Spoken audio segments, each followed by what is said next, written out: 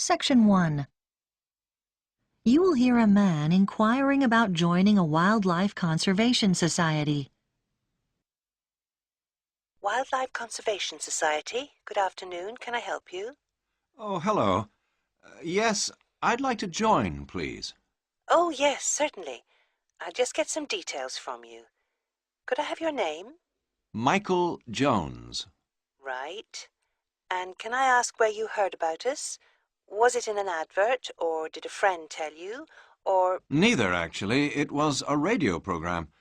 Then I just got your number from the phone book. Oh, right. Now I need some membership details. It's Michael Jones, and the address? 21 Beale Street. Okay. Leeds. Fine. And do you know your postcode? Yes, it's LS14 2JW. Okay. And do you have a daytime telephone number we can contact you on? Yes, you can call me at work. The number's 011 73 58642. And I can give you my office email address if you like. That'd probably be useful. Yes, please. It's mj@hennings.co.uk.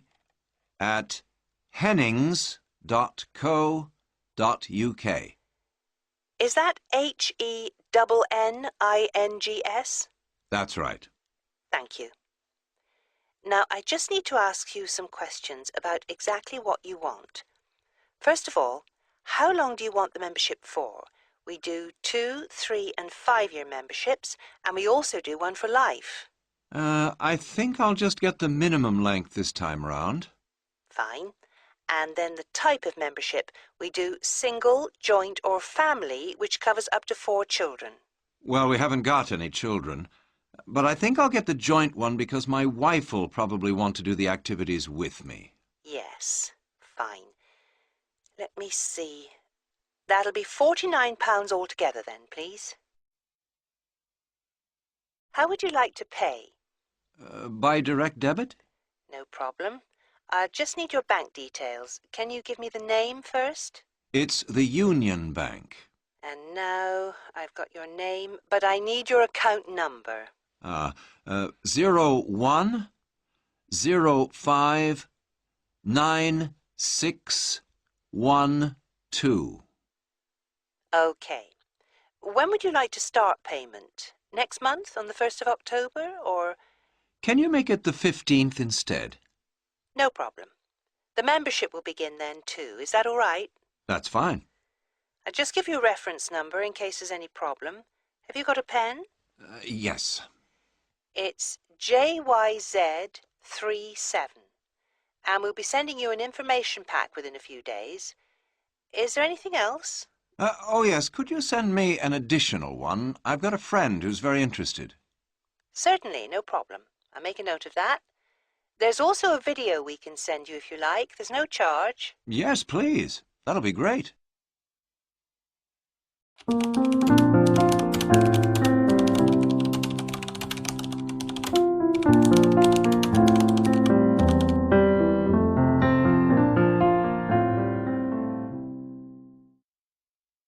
Section 2. You will hear an audio guide introducing visitors to a museum. Welcome to the Global Museum, located at the heart of this truly multicultural city, which is home to more than 60 different nationalities. The museum has a number of exciting displays and exhibitions, and this audio guide is designed to help you make the most of your visit. Altogether, the museum has 18 different galleries, and this season sees the opening of 3 new exhibitions. We recommend that you begin your tour by visiting this season's highlights. The Heritage Clothes exhibition is located in Gallery 5 of the museum.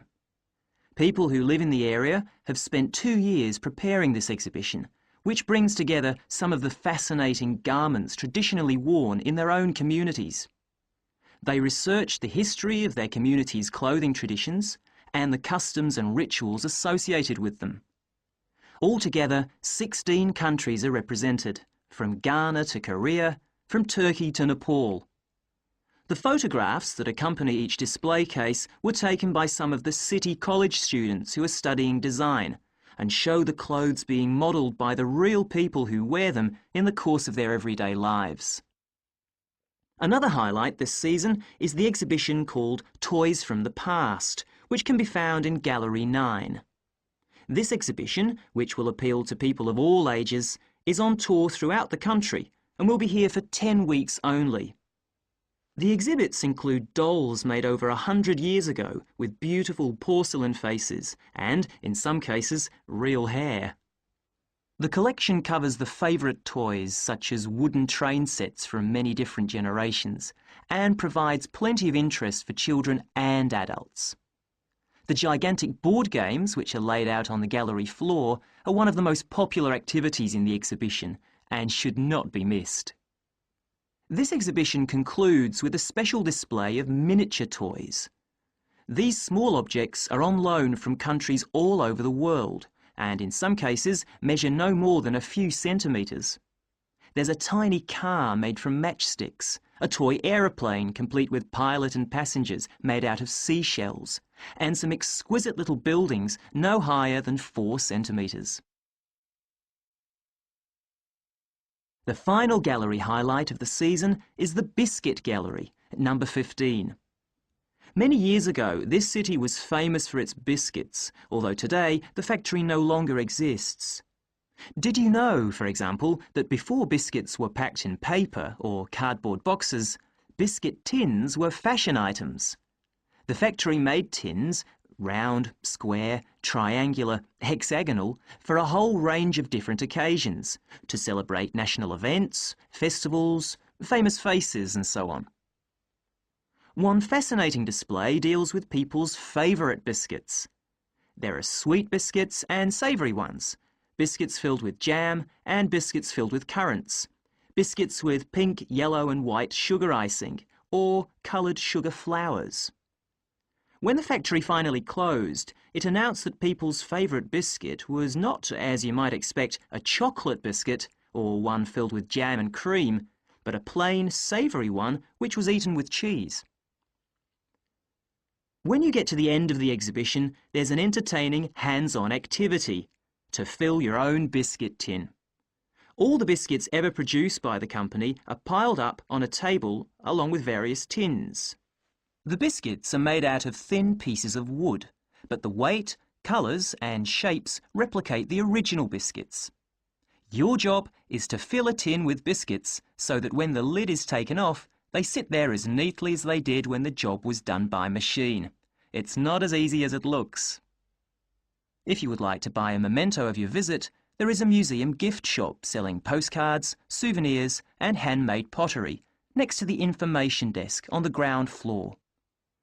And finally, if you don't want to carry your coats and bags around with you during your visit, please make use of the free lockers provided by the museum.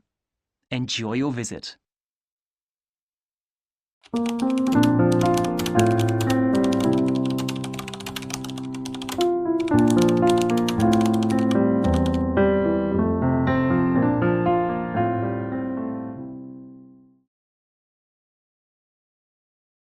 Part 3. You will hear 2 students called Arya and John discussing the research on water hyacinths. John, how is it going with your research on water hyacinths? Well, I went on a field trip on my own and collected the primary data. After I came back, I also referred to the published data. So, what do you know about this plant? The water hyacinth grows in tropical countries. It has beautiful purple-blue flowers, but everybody hates it. Why is that? The water hyacinth, as the world's worst invasive aquatic plant, has attracted significant attention. Millions of these plants grow in rivers and lakes and have brought huge environmental and cultural problems to the local people. Farmers cannot travel in boats on the water and thus cannot fish in it. In addition, heavy free-floating mats of water hyacinth are clogging the dam at the power station in West Africa. Turbines of the power station are often shut down because of the intertwined leaves. Dams often cease to function as a result, severely restricting the electricity generation. Dense mats of water hyacinth also shade the surface and prevent algae growth, thus limiting the production of oxygen and threatening the survival of fish. So, where did water hyacinth originate from? The water hyacinth is native to the Amazon basin in Latin America. It has spread mainly to the tropics and subtropics throughout much of the world since the 1800s. Later, it was introduced into Europe and Africa as an ornamental garden pond plant due to its beauty. Flowers of this plant were being sold in local markets in African countries as a source of income for women. Since the 1900s, this weed has infested lakes, rivers, and creeks of the delta areas in West Africa. I guess whoever introduced this plant had never expected the disastrous impact it would have on the local ecological environment. What kind of habitat does water hyacinth thrive most in? Well, it has been discovered that the nutrient-rich environment contributes significantly to the rapid proliferation of this weed, which obtains its nutrients directly from the water. This is normally compounded with a decrease of nutrients along the river banks. Why is that? The main reason for soil nutrient loss is that local residents cut down trees. Excessive deforestation accelerates soil erosion, which indirectly compounds this issue. Without enough trees to retain nutrients in the soil, frequent rain might partly aggravate this by carrying some of the nutrients into the waterways. Are there any effective measures to control or even eradicate this weed? Yes, a number of approaches have been widely applied throughout the world. Among them, biological control is the most widely favored long-term control method by introducing a type of insect that feeds on water hyacinth. So far, Nigeria has used this method for 6 months. However, the water hyacinth won't be removed immediately. The side effects of this method on the local ecology will remain unforeseen for years because it takes time for this external insect species to reach a density sufficient enough to affect ecological development. Then what about other approaches? Is there a quicker way to control it? Well, the mechanical removal of water hyacinth is seen as the best short-term solution. This option includes harvesting plants and in-site cutting. This method can immediately open physical space for fish and boat traffic. It is, however, inefficient for workers to process extensive areas, and costly to use large cutting and dredging equipment. Ironically, it costs even more to dispose of this plant than to remove it. Can we make use of this weed and turn it into something good? Now scientists think that water hyacinth can be useful. The plant itself, although more than 95% water, has a fibrous tissue and a high energy and protein content and can be used for a variety of useful applications. So what do people do with water hyacinth that is initially removed? First, the cut-down water hyacinth is left to dry under the sun for a few days before being mixed with ash and animal manure. The mixture can be used as alternative soil rather than fertilizer. It can grow crops with increased yield. That sounds interesting. Mushroom farmers can benefit from water hyacinth as well. Using the mixture mentioned earlier, mushrooms generally grow much faster so that farmers can harvest mushrooms sooner, which enables them to make money faster. I see. It can be used to grow oyster and straw mushrooms, right? Yes. In India, attempts have been made to grow these types of edible mushrooms organically utilizing water hyacinth. These mushrooms provide sufficient nutritional values, including minerals and high-quality protein, which are essential to people's level of fitness. Right. Are there any other measures taken to utilize water hyacinth? In Southeast Asia, people feed cows using chopped water hyacinth mixed with other vegetables. Then the waste from the cows is treated to produce methane gas, which can be used as fuel for cooking, lighting, or powering an engine. And with global warming getting worse, developing alternative sources of energy will be more urgent than ever. Maybe in the future, people will love water hyacinth instead of hating it. Yes, that's very likely if we can make full use of this weed.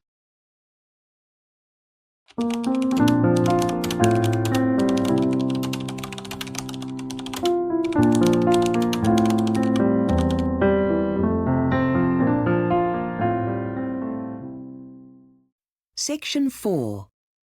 You will hear part of a lecture on the ways that supermarkets use layout to increase sales. We've been looking at marketing techniques which influence buying decisions. Some of these techniques are related to the way the products are presented in the store. For supermarkets, the store layout is not as random as it seems. Decisions have to be made about the arrangement of the aisles where the customers walk, and the shelves and so on where the products are displayed. The most common layout pattern is the grid layout, where parallel aisles are arranged in a rectangular pattern. Supermarkets like this layout as it allows them to utilise floor space efficiently by providing the greatest amount of display space proportionate to aisle space. Also, this layout helps to manage traffic flow as it encourages people to all walk in one direction. The main weaknesses of the grid layout are the monotony of rows of aisles and the fact that it is easier for customers to rush through the supermarket without lingering. Another layout pattern used by supermarkets is known as the free form. Here, displays and aisles are arranged in a random pattern. The good thing about this layout is that customers tend to spend more time in the store as they wander about looking for different products. Its main weakness is the inefficient use of space, which means it is less cost-effective. Then we have the boutique layout, where everything is organised around a food specialty, such as the bakery.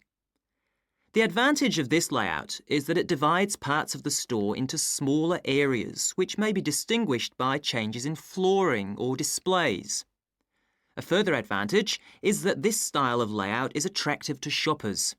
Space, however, is not used economically, and it is therefore expensive.